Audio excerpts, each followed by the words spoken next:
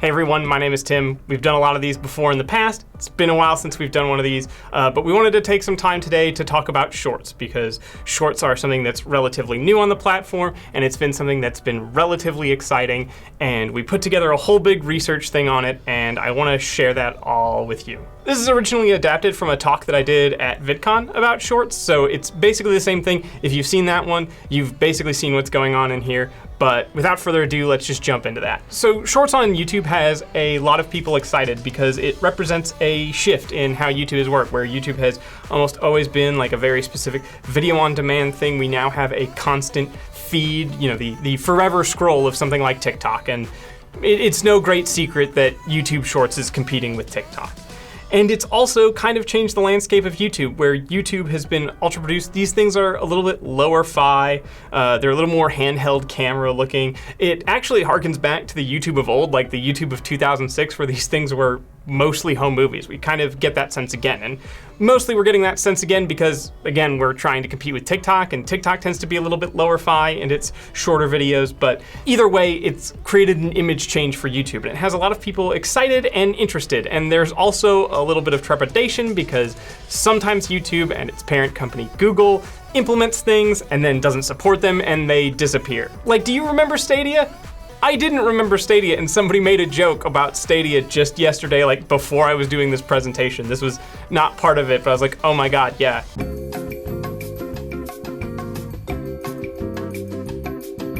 Google has a tendency to kill some of the things. Google Glass. We don't do Google Glass anymore. We don't talk about Google Glass anymore.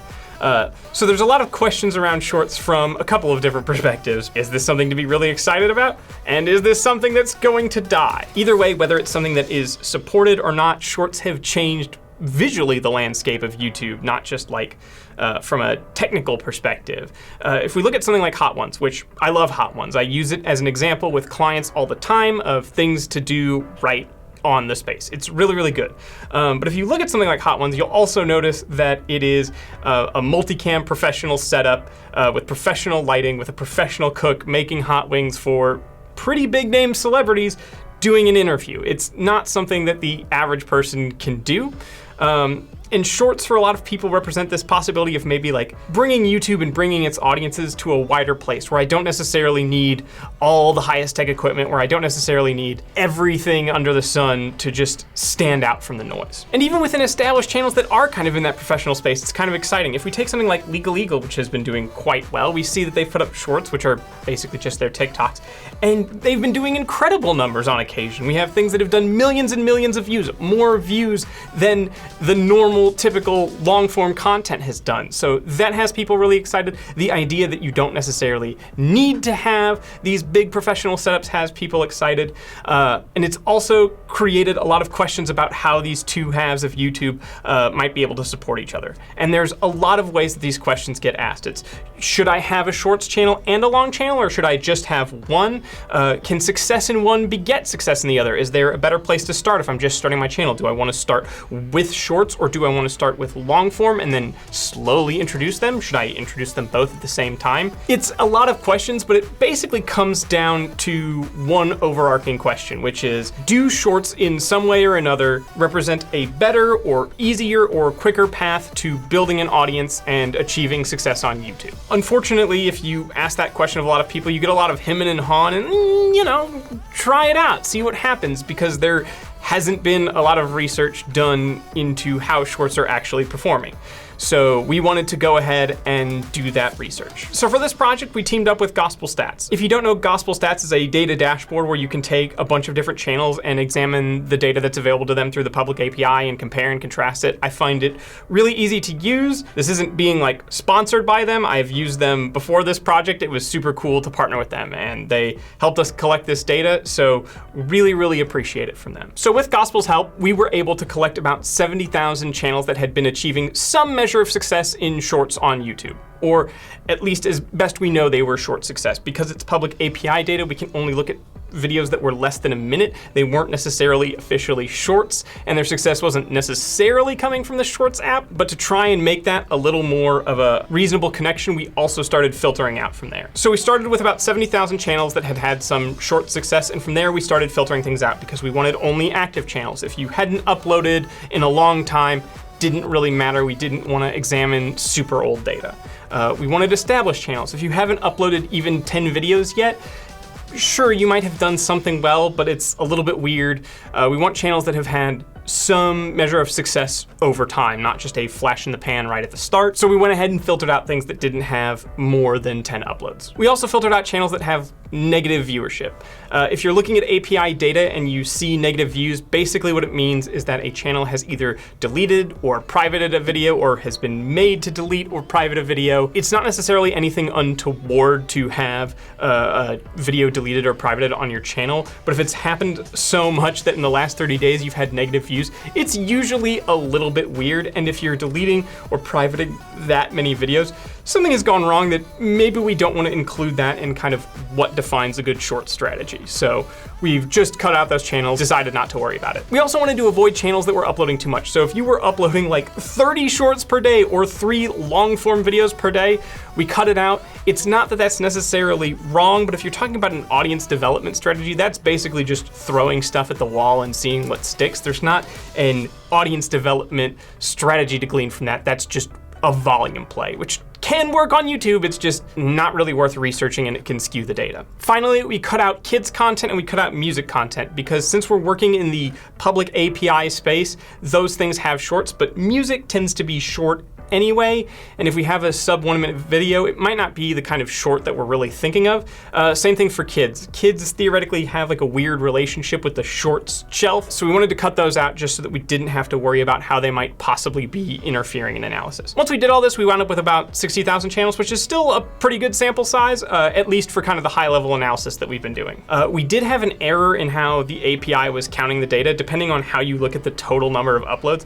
Either way, it was somewhere in the range of 4.5 to 4.6 million, but there was a slight difference.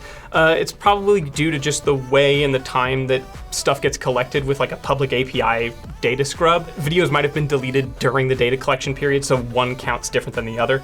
It's about 3 to 4% different. It's not huge, and it shouldn't impact the high level analysis that we're doing here. If we were talking about like super deep, super in-depth stuff, and we were getting into p-values and confidence thresholds, it might be more of a problem. Want to mention it here though, in case anyone was curious. So that's how we created our sample size. That's everything that you need to know about our sample. Let's get into the analysis. One of the first places that we wanted to start was just how are shorts performing compared to long form videos. People often look at shorts and wonder if it's a shortcut to success, or, hey, I'm a really new channel and shorts get a lot of views. Does that mean I, as a new channel, will get more views doing shorts? It's a question that we hadn't seen examined, and it's really interesting because if it's true that a new channel can get more viewership and more growth on shorts, that would make it a more egalitarian space. It would mean that there's ramifications for every kind of young channel out there. So we wanted to just stack up performance across subscriber groups and viewership groups and see if there was any different, because on long form videos, bigger channels tend to do better. No earth-shattering surprise there. But theoretically, if shorts behave differently, we should see a different result. So if we divide up channels on YouTube by just raw subscribership numbers, which you should be seeing on a graph now, the plurality of channels have less than 50,000 subscribers. I don't think that's any big surprise, even though it's the smallest range we have on the graph. It's the biggest because, hey, growing is hard. Then we have a brief drop in the 50 to 100K range, which I thought that even though it was a small range would still be pretty high, but it seems like once you get to 50,000, you've clued in on something that works enough to grow, and you pretty quickly make the jump to the 100 to 500K larger range. And then from there, once you get past that 500K range, you're getting into kind of real big boy territory where there's a lot less channels.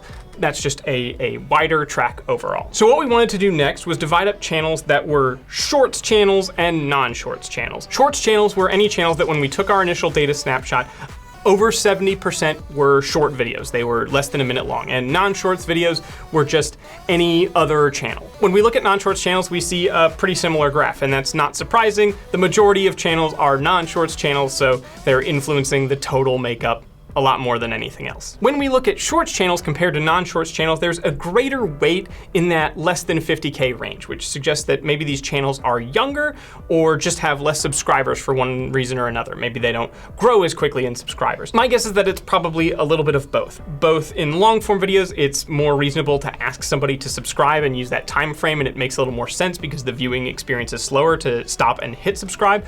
Whereas in the infinite auto scroll, stopping to hit subscribe on a video that you liked feels a little bit weirder. And at the same time, shorts are relatively new, so channels that are shorts channels are probably a relatively new phenomenon as well. But any which way, shorts channels tended towards less subscribers. But something that I say to a lot of clients is that subscribers is kind of a vanity metric. It doesn't necessarily translate to views. It does, and channels that are doing really well in views will get people to subscribe over time, if only because they have wider audiences and are probably still asking people to subscribe.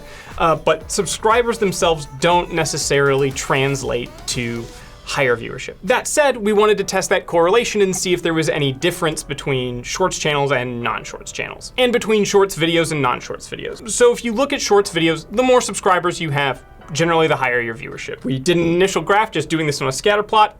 It looks atrocious. Did the same thing for long form, and it also looks atrocious and has a really annoying outlier in it, but basically the same thing. More subscribers, more views on a video. But those scatter plots look horrendous and gross, so let's go ahead and look at some better bar graphs. So we went ahead and broke down channels again into those subscriber class and also by shorts and non-shorts. And then we tested the average views per video per 90 days, or VP90. VP90 is basically a test of viewership over time, but by limiting it to the first 90 days, we can give videos a more even playing field. So for all intents and purposes, when we say VP90, we are talking about viewership. So if you look at this graph, you might notice a couple of things right away. The average shorts channel in orange is much, much higher at every level than the longs channel or the non-shorts channel. And the reason for that is we were measuring for some level of short success when we picked out these channels. We did not measure for long form success because we were more interested in shorts. So all of our data is naturally biased to give shorts an advantage. It does not mean on the wider platform that shorts get more views,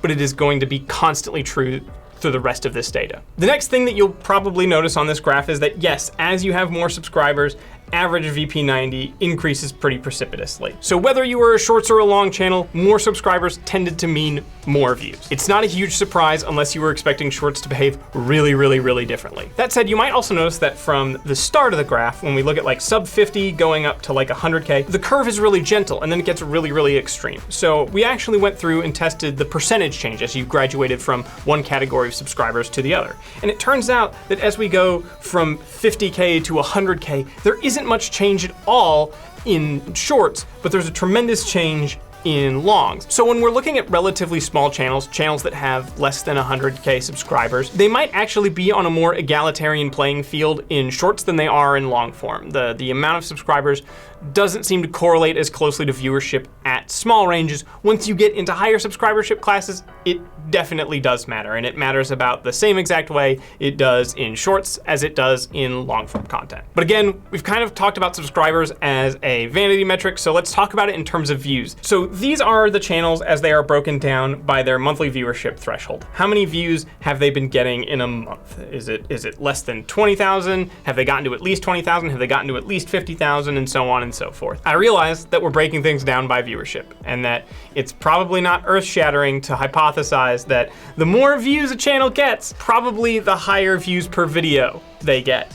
I realize that, but also consider that there's another way to increase views, and it's increasing frequency. So I wanted to see how those things compare on shorts versus long. Anyway, plurality of channel around 1 million in a roughly gentle bell curve. There's a lot more at 1 million. 1 million probably stands out a little bit from that bell curve, but rough bell curve shape. And if we look at VP90 versus viewership threshold, yes, we do in fact see that as viewership increases, VP90 increases sort of, because actually at the very start of the graph, there isn't a lot of change at all, which we can see if we go again and look at percentage change. So basically, if you're getting less than 250,000 views per month, on average, your views per video are not significantly different than people getting only 20,000 views per month, at least from a rough calculation standpoint, which then has me thinking, oh, so at least at the initial outset of a channel's life when it's very, very small, probably the way for it to improve, right, is to have an increase in frequency. Kind of? This was actually one of the weirder things that we examined. Uploads does increase as your viewership category increases, but in that small size where we weren't seeing a huge change in VP90, we also weren't seeing a huge change in average uploads overall. So if we weren't seeing a huge change in uploads and we weren't seeing a huge change in viewership, what's going on? And as best as I can hypothesize is that A, the increase in uploads starts a little bit earlier. It starts at about 100,000 as opposed to 250,000. So yes, there is a greater frequency of upload during this time. Beyond that, the best that I was able to find is that some of these channels have like one breakout video that will do really, really well, and it might get 100,000 views, but most of their videos don't do that well, and it doesn't translate into a lot of long-term viewership. So over time, yes, some channels will jump up to 100,000 views, and then the next month they'll be back down to below 20,000, and the next month it'll be a different channel that jumps up around there. So there's a bunch of channels in this relatively small probability space of monthly viewership, and sometimes they'll graduate up, and sometimes they'll drop back down, and they just kind of exist in a flux state. Once we get out of that flux state, it turns out that yes, channels are doing both better in average views per video and also uploading more videos. So channels at a higher level are succeeding on both fronts, and that's how they're achieving high viewership and high growth. So what's the point of all this? I've basically told you that the rich gets richer and bigger channels tend to do better in terms of views per video, and they also tend to upload more. I don't think that really shocks anybody. And fair enough. The only difference is that now we're seeing it and we have a way to compare it to shorts as well. So if you were hoping that shorts would be a place where you could sneak in and get a ton of views and you could really, really compete with a channel that already had 2 million subscribers, I'm sorry, no. The rich still get richer in shorts. People that are very well established continue to be well established. You're going to struggle against the entrenched position. It also means that channels that are doing well are probably doing something specifically that makes them more likely to be recommended in shorts. It's not random. If they were all equal and all even, then this would all be random and there'd be no way to optimize around it. The fact that bigger channels still tend to do better tells me that there's probably something that you can do to optimize shorts. So how do we optimize shorts? And this is the part that I think is personally more exciting to me. So one of the first things that you might ask is, how long should a short be? And generally speaking, if we look at channels that have an average upload time of less than a minute and see how their average VP90 compares, you want at least 15 seconds of viewership. There's generally a positive correlation. The longer videos are within that time frame, the better that they will do, but it really has diminishing returns around kind of 10 to 15 seconds. It's still positive, but anything below 10 seconds will do really, really poorly, relatively speaking. Anything after will, do better, but it's not as huge of a jump. And I don't think it's really a shocking revelation to understand why we would want at least 10 to 15 seconds of content. But basically it comes down to the idea that just because something is short content doesn't mean we're suddenly forgiven from telling good or interesting stories. So here's a couple examples of shorts telling a complete story. This is from Luke Davidson, who did a video that was how we thought monsters would act when we were children. And so we have a monster creeping into a house. We have a kid going, oh gosh, what was that? And they get real nestled under the covers. And then the monster goes into the room and sees that the kid's feet are tucked under the covers and goes, oh, well, I guess I can't spook him. I guess I just have to go home. Oh, well, it's a real simple story, but it has a beginning, a middle, and end. Have to tell a complete story. But you might be like, well, I'm not doing narrative content. I'm not doing sketch content. I want to do something that's like really visually exciting. So here's Caden Lee doing parkour. And first they show a running cat leap. They go ahead, cling onto a pole. You see that a couple of times. It's a really cool visual thing. It's that kind of kick, that value proposition that the video is promising to deliver on. And then it increases the stakes. We show that same pole and we show it from a much higher spot where it's like, oh gosh, the stakes are really raised. If they miss the jump, they're gonna get seriously hurt. And then we deliver on that promise again. We do the jump again from this higher spot from this really long distance. Very, very simple setup, escalation, delivery on the escalation. I don't think that just by virtue of it being 9 seconds, a short is going to be worse than a short that is 11 seconds long. I just think you're really starting to get up against the ability to tell a complete story when you only have something like 9 seconds. So your shorts should tell some kind of complete story, but how many complete stories should you be delivering in a day or a week or a month? There's a lot of answers to this, and frankly, we looked at a very permissive set of data going up to about 30 shorts uploads per day, which is probably still too many, but we wanted to be fair and include as many channels as possible. Something that we see when we look at the graph of data is that, broadly speaking, when we're looking at VP90, the views per video it goes down the more you upload per day. That's not a huge surprise. If you're uploading a ton of videos per day, you're gonna be stepping over your own toes. YouTube isn't just gonna throw all of them up at once, so anyone logging in isn't gonna see the video you uploaded 2 hours ago because you've already uploaded a new one. The only exception to this rule is going from 0 to 1. If you're uploading very infrequently and you start uploading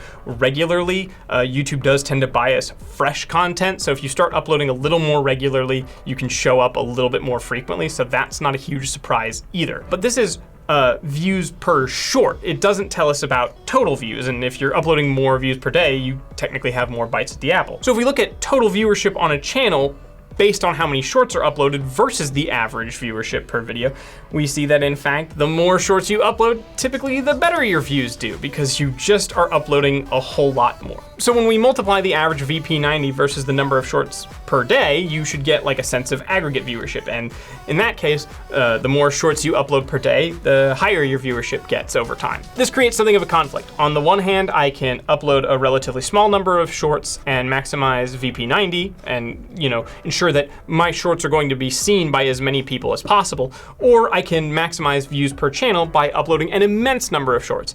Each individual short isn't going to be seen by large chunks of my audience, but I will have a lot of views overall. Granted, when we're talking about something like 28 shorts per day, we are just talking about something that is largely impractical to most people. But this is true even if we look at a relatively small range. If we go from 0 shorts per day to 4 shorts per day, we see kind of the same general trend. And this basically gets down to a philosophical thing. Do I want a lot of views, or do I want a lot of people to view each of my videos? Generally speaking, I fall towards the side of having as many people as possible view my videos and maximizing that VP90, because that develops a stronger core audience over time. The other one is kind of a shotgun approach, where I'm just not really developing an audience, I'm just acquiring views. And views can be really nice from a monetization perspective, but shorts aren't monetized yet.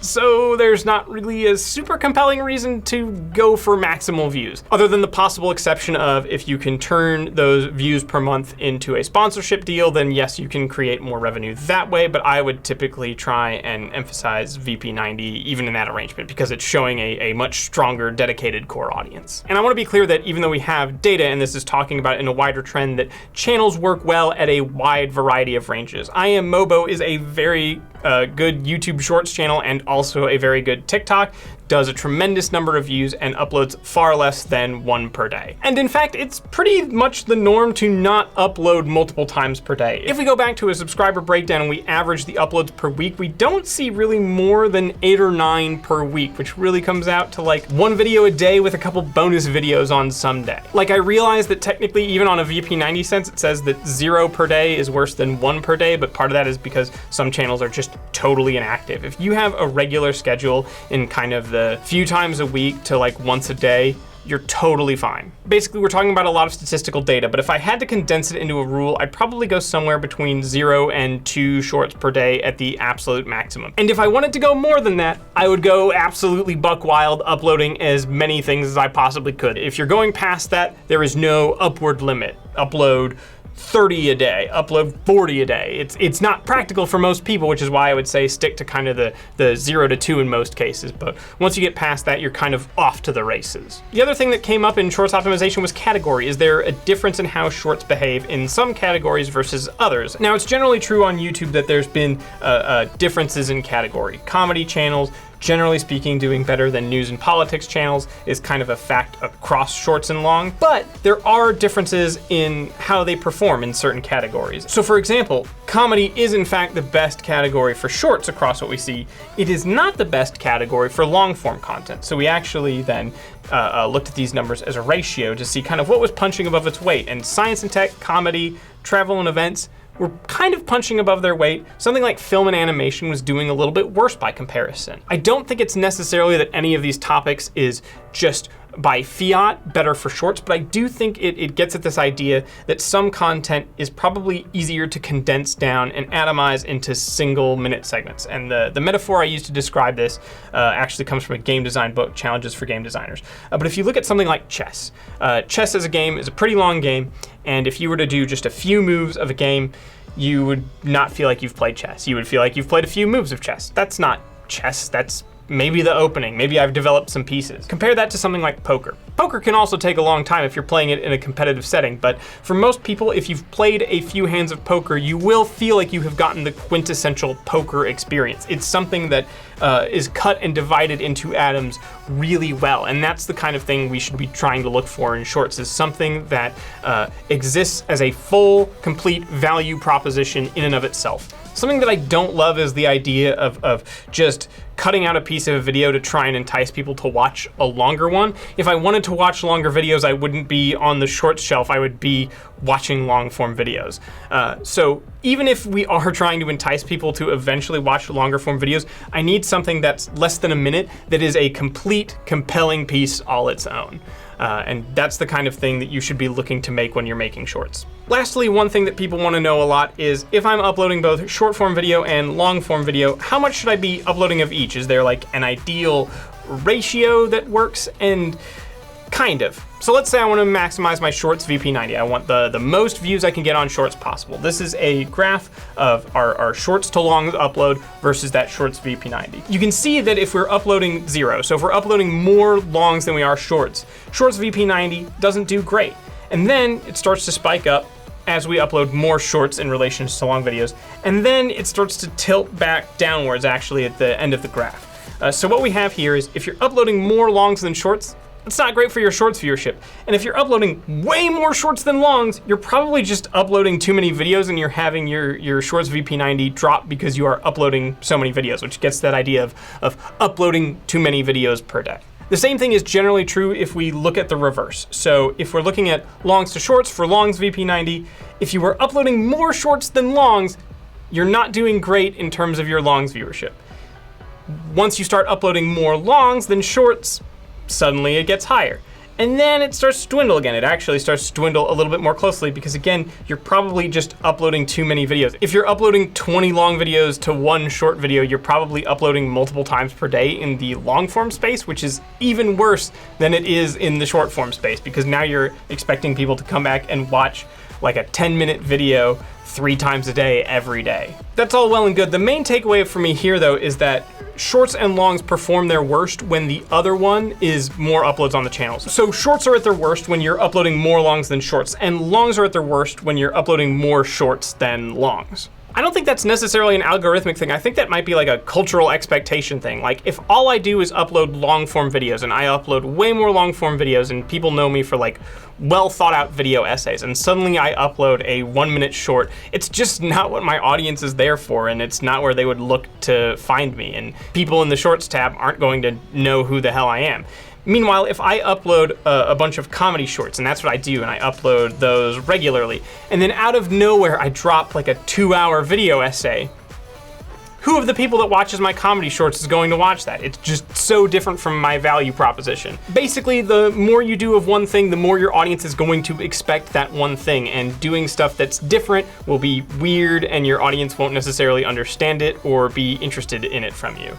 And in fact, if we look at those channels, whether or not they are a shorts channel, if you are not a shorts channel, your long form videos do much better. I don't think that's a huge surprise. Okay, so there can be some complicated things with ratio and expectation, and I don't want my audience to see me as too much of a long form thing, and I don't want my audience to see me as too much of a short form thing. Is there a way that I can get these things to coexist on my channel that's effective and reasonable? So if we have this big issue with core value proposition and audience expectation and what the ratio of longs to shorts should be, does it even make sense for these things to be on the same channel, and are there examples of how it can work together? And there are a number of places where these things exist together really, really well. And so let's go through a few of those. One of the first things that came up is GH Studio, which has very good long form views and very good short form views. And fundamentally, there's very little difference between those things. It's an animation channel and it's very difficult to make long form animations. So the long form videos on this channel are really about 90 seconds to like 120 seconds, whereas shorts have to be under a minute. So yes, we have a lot of short form and long form content, but they are very, very similar. And our audience isn't going to balk if they're like, oh, I'm used to watching 2-minute videos and you show me a 59-second video. Like, no way. Doesn't happen. Yes, audiences will develop expectations, and if you do more shorts or long, it can color that expectation. But if your shorts and longs are very, very close together, It's not really gonna matter in the same way. Next is something like How Ridiculous. How Ridiculous does like a bunch of really cool like trick shot sports things. So like, you know, popping a whole bunch of balloons with a bow and arrow or a chainsaw or something like that. Their long form videos will often be in a competition format, but that competition is largely a vessel to deliver a bunch of small adrenaline kicks of like these constant value propositions around really, really cool trick shots. And while it might be a 15-minute video, those kicks will happen like every 5 seconds. They do a really great job of giving you exactly what you came to watch over and over and over and over again, several times a minute. So when they go and make a shorts video, they can cut one event or one round out of a competition and still deliver those same really exciting kicks to you multiple times over the course of that minute. Yes, the content is pretty significantly different in terms of length, but it is delivering the same kind of value proposition at the same general cadence. There's just less of it as opposed to more of it. And an audience can usually understand that those are basically the same value proposition. Something else that you might see as a channel is something like Mic Crack. Mic Crack is personality based, which means that we're really here for a person more than any kind of format or style or specific type of video. This grants us flexibility in a lot of different categories. This lets us do live action and animated. This lets us do gaming content and non-gaming content. And yes, shorts versus longs. Being a single personality on YouTube is probably the most flexible way to be, because if people are here for you, the person, it doesn't really matter what you do so long as you are in it. This becomes a tremendous liability in terms of burnout and if you're trying to make things a business, because if you get sick or burnt out or tired or can't be there, suddenly your entire value proposition collapses. So this is a very, very powerful way to do things, but it doesn't leave you a lot of wiggle room if for some reason you can't or don't want to be in a video. Your value proposition goes with you. And lastly, we see a lot of short success on channels that can't upload super frequently anyway. Take something like Steve Mould. Steve Mould does a lot of really cool videos on a lot of really cool scientific concepts, and one of my favorite parts is they do builds that are designed to illustrate what they're talking about. So when we do the Assassin's Teapot, we make a 2D cutaway Assassin's Teapot so we can see the scientific principle in action. That's really, really neat and probably takes a tremendous amount of time to film and research and do all that. So if your channel can't produce videos frequently because what you do takes a tremendous amount of time, shorts are an incredible way to bridge the gap. And they also let you talk about topics that might not merit a full video, but that you still want to address. So in the case of Steve Mould, if an audience member asks about a certain scientific concept or gadget that sounds interesting, but when you research it really doesn't have that much to talk about, a short is a great way to respond to your audience without committing a full video to something that you're not really that excited about. Or take Legal Eagle. If I have a big breakdown of a case and it takes a ton of research and it's a 20-minute video, and then a few weeks later the verdict happens and there's not much to say, it's a verdict, guilty, not guilty. A short is a great way to update people who are probably curious about how everything shook out when there isn't a lot to say. And these channels aren't uploading super frequently anyway, so we're not really stepping over our own toes. It's another really great use case of shorts. In an ideal world, I could just produce long form content as Steve Mould and make really cool, super awesome gadgets each week on a regular schedule, but that's probably just not in the cards. In that sense, shorts are not the ideal programming strategy. If I had infinite time and resources, it's not what I would do, but it is a great stopgap given the realities of production. So ultimately, yes, short form and long form content existing on the same channel is complicated and annoying, and it's not for everybody, but there are channels that can make tremendous use out of it. So that encompasses the research we were able to do, and I think we can summarize a few basic points, starting with one that we haven't really addressed yet, which is that shorts aren't really monetized in the same way. A shorts view is not as good as a long view in terms of raw monetization. We don't get ads in the same way. We don't get paid in the same way. Since we did this research, TikTok actually started to allow monetization for its top creators, and I wouldn't be surprised to see YouTube follow close behind because they seem pretty dead set on competing with TikTok directly, so I would expect them to try and at least match whatever deal TikTok can provide. Hasn't happened yet, but I would expect it to come relatively soon. Until then though, shorts views are just not as valuable as long form views. And if I can have one long form view or one short form view, I'm technically going to make more money on the long form view. That said, maybe we want to make shorts or we need to make shorts because of certain production realities. And if that's the case, there are a couple of principles that we can keep in mind that will make them better. First off, we need to tell complete stories. Give me a beginning and a middle and end. Even if you're doing something visually, give me the kick, give me the visually exciting thing that you want to do. Give it to me multiple times, escalate it, remix it, do something to make it interesting. Don't just give me the one thing and then say, okay, bye. Whatever your video is, there needs to be an arc, and usually that's going to involve some kind of beginning, middle, end principle. Generally speaking, unless you are very, very willing to upload just a ton of videos per day, I would stick to kind of 1 to 3 shorts per day at the absolute max. I'm certainly willing to do less than that. I'm very reluctant to do more than that unless I can go to something absurd, like 10 a day or more. If you're wondering if your channel is the kind of channel that can benefit from having shorts and longs together, ask yourself if your content is more like chess or more like poker. If it's like chess and it's not something that really divides neatly, I wouldn't bother. If your content is more like poker, and yeah, you can subdivide it into things that are less than a minute long and still feel like you're getting the full experience, even if it's in a shorter package, then yeah, that might be something that you want to consider. Or if you just can't upload a lot, then yeah, you might consider shorts as a way to fill in the gap. It's not ideal, but being in a sub once per week upload schedule is just never going to be ideal generally. And as a supplement that we kind of have to frustratingly add in last minute because it's a relatively new thing, YouTube has now created a feature by which you can clip out shorts from long form videos, and then that viewership credit is sort of being tied back or linked in some way to the long form video. That's certainly very interesting. I don't know that it changes any of the principles here. I wouldn't take content that doesn't translate well into a short and make it into a short just to try and link it in a new way. I don't think it's enough. It's certainly very young, but I don't think there's enough there to suggest that making a bad short out of a good long form video is worth it. If you can make a good short out of a good long form video, I'd be much more keen to experiment and try it out and play around with it. And so broadly, that covers everything we were able to learn about shorts. I'm afraid shorts are not a magic bullet. They won't permit a small new channel to suddenly get the same viewership as a much larger established channel that has a really strong production pipeline and technique and knows what their audience is and knows how to cater to it. That said, because principles of catering to your audience and establishing a value proposition are in place, it does mean that you can, over time, see what your audience wants and experiment and play around with it and kind of adopt some of these principles for you. And if you give your audience a consistent value proposition and you are telling complete stories in your shorts and you're not overloading your audience, and if you're doing long form videos and you're doing short form videos and you make sure that those have a singular value proposition between them and that they're both representing it well and not overshadowing each other, you can stand to really grow your audience and give people a new way to experience your content and see it. And I think that has us really excited for what YouTube's going to be able to do. So that concludes our take on shorts for now. Thank you for watching all the way to the end.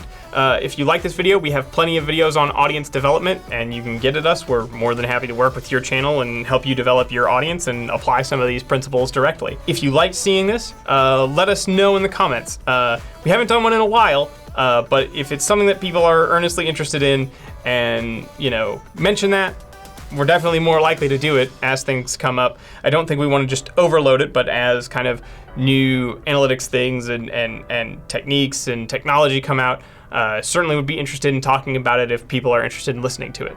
But that'll do it for me. Thank you all, and see you next time.